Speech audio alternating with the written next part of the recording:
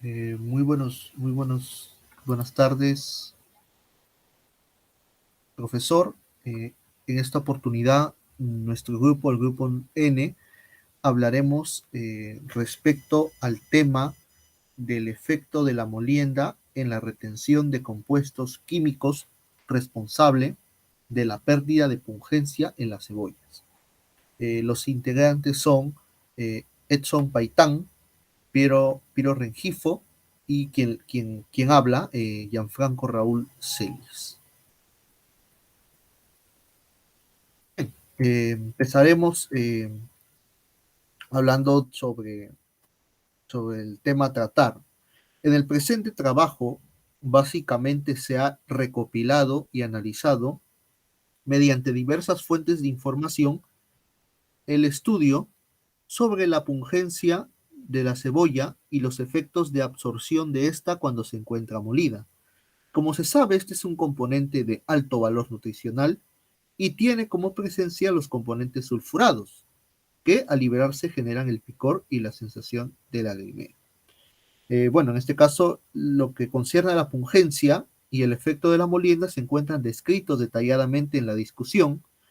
Respecto a lo que es la primera discusión, se menciona el proceso enzimático de la linasa y la formación de los ácidos sulfúricos y pirúricos, mediante el método de Schweimer-Weston. Luego está la segunda discusión respecto a la molienda de la cebolla, donde se ha calculado la evolución de la pungencia tanto en cebolla fresca como en polvo, donde se ha podido apreciar un aumento. De la misma manera, la relación con la absorción de compuestos es directa, es decir, hay un aumento de la capacidad de absorción. Vamos a lo que es la terminología. La pungencia es básicamente esa sensación de picor que se encuentra presente en ciertas verduras, ciertas hortalizas y ciertos vegetales. Por ejemplo, tenemos aquí la cebolla, el tema que vamos a tratar. También está el ají, el rocoto y entre muchas especias. Luego está la molienda. La molienda es el proceso en sí que consiste en desmenuzar una materia sólida, de la cual se tritura hasta reducirla en trozos muy pequeños a polvo, en este caso. Ahora sí le voy a dar el pase a mi compañero, quien hablará acerca de la discusión sobre la evaluación de pungencia de las cebollas. Ok, continúo con la exposición y para la parte de la discusión. Bueno, el primer punto a discutir es sobre la evaluación de pungencia en las cebollas. Y bueno, aquí encontramos que la acritud, o también llamado pungencia, es un término que se emplea para describir aquella sensación de picor en nuestra boca cuando ingerimos la cebolla. Esto se debe a que después de masticarla entra en acción la enzima llamada alinasa. Esta enzima lo que hace es formar amoníaco, ácidos sulfínicos y ácido pirúdico, y entre otras sustancias que causan el característico picor y lagrimeo. Pero es gracias a este último, el ácido pirúvico, que conociendo los valores presentes de este ácido en la cebolla, podremos medir el nivel de pungencia y su posterior clasificación. Sin embargo, este ácido no causa el picor en la cebolla. Siguiente. Bueno, en la primera tabla encontramos la primera clasificación de las cebollas en base al ácido pirúvico. Y en la columna de la parte izquierda encontramos el valor del ácido pirúvico expresado en micromol por gramo de muestra. Y en la parte derecha encontramos la denominación de la cebolla, ¿no? Y bueno, de 0 a 3 encontramos que es una cebolla de baja pungencia. De 3 a 7, una cebolla de media pungencia. Y de 7 a 18 o más son cebollas de alta pungencia. En la segunda tabla encontramos ya la segunda clasificación de las cebollas. Y bueno, de 0 a 3 son cebollas muy suaves. De 3 a 4, cebollas suaves. De 4 a 5,5 son cebollas ligeramente pungentes. De 5,5 a 6 son cebollas pungentes. Y de 6 a 10 o más son cebollas muy pungentes. Y finalmente tenemos la tercera clasificación de la cebolla. De 0 a 3,5 es una cebolla extra dulce. De 3,6 a 5,5 son cebollas dulces. Y de 5,6 a 10 o más son cebollas picantes. Siguiente. Bueno, continuando en la búsqueda bibliográfica, hay autores que señalan en sus respectivos trabajos que para la determinación del ácido pirúvico en las cebollas se llevó a cabo según el método descrito por Schwimmer y Weston. Este método cuantifica el ácido pirúvico y se fundamenta en la derivatización de la 2,4 nitrofenilhidracina propuesta por Schwimmer y Weston. Este compuesto reacciona con el ácido pirúvico para producir un derivado coloreado que se mide espectrofotométricamente. También otros autores señalan que en este método se debe hacer tratamientos previos a la cebolla, como el licuado con agua para después filtrar, centrifugar y diluir antes del análisis. También señalan que para reducir el tiempo de experimentación es recomendable exprimir las cebollas, ya que así el líquido contiene menos partículas sólidas. Siguiente. Y bueno, el autor Mayor y et al. En el 2006, en su trabajo de investigación, aplica este método de Schwimmer y Weston, por lo que nos permite conocer cómo realizar el método. En la figura 1 podemos ver el flujograma que nos indica los pasos que debemos realizar para la cuantificación del ácido pirúvico en la cebolla. El autor señala que para la extracción de las muestras se obtiene el jugo de la cebolla mediante el prensado de una rodaja procedente de su parte ecuatorial o parte central de la cebolla, y que el grosor debe ser de un aproximado de 5 milímetros. El jugo obtenido se centrifuga, separando así la fase sólida, y las muestras se preparan añadiendo 100 microlitros del jugo más 4 mililitros de ácido tricloroacético. De la mezcla obtenida, 30 microlitros de cada muestra se añaden una placa de microtitración, junto con 50 microlitros de 2,4 dinitrofenilhidracina, y se incuba la placa durante 10 minutos a 37 grados Celsius, para que se produzca todo el piruvato. Transcurrido este tiempo, se añaden 150 microlitros a 0,6 normal de hidróxido de sodio, y finalmente se mide la absorbancia en un espectrofotómetro a 420 nanómetros. Y adicionalmente, los datos que se obtienen al finalizar la medición espectrofotométrica se comparan con una recta de calibrado realizada previamente con ácido pirúvico, calculando así la concentración equivalente en el jugo de cebolla. Siguiente. Bueno, continuando con la evaluación de la vida útil de la cebolla de rama Psyllium en polvo almacenada en 2 envases de temperatura ambiente. Vamos primero a analizar estas siguientes tablas, donde podemos ver los resultados obtenidos en la curva de calibración para la determinación de la pungencia en la cebolla Psyllium, donde podemos observar en la parte izquierda la concentración que vendrían a estar en micromol de piruvato por mililitro de solución de cebolla, y en la parte derecha la absorción. Bueno, con respecto a ello podemos decir que para determinar la pungencia en la cebolla de rama en fresco se construyó la curva de calibración a partir de los resultados de la tabla número 4, como podemos observar. Esta curva de calibración, que próximamente la vamos a explicar, fue empleada para la determinación de la pungencia de la cebolla de rama, tanto en fresco como en su presentación en polvo. Siguiente, por favor.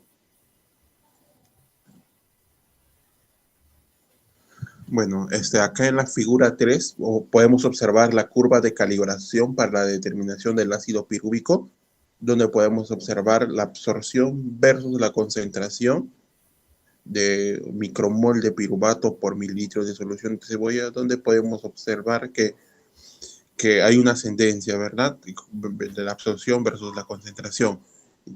Ante ello podemos decir que la curva de calibración presenta una tendencia lineal con la ecuación YWMXB, donde nuestro factor de correlación sería 0,9792, donde tenemos una pendiente M de 3700,182 y un intercepto B de 0,0364. Por lo tanto, nuestra curva de calibración sería la siguiente, ¿verdad? Donde nuestra absorción es igual allí. Sería igual a 3700,281 por la concentración es X más 0,0384. Siguiente, por favor.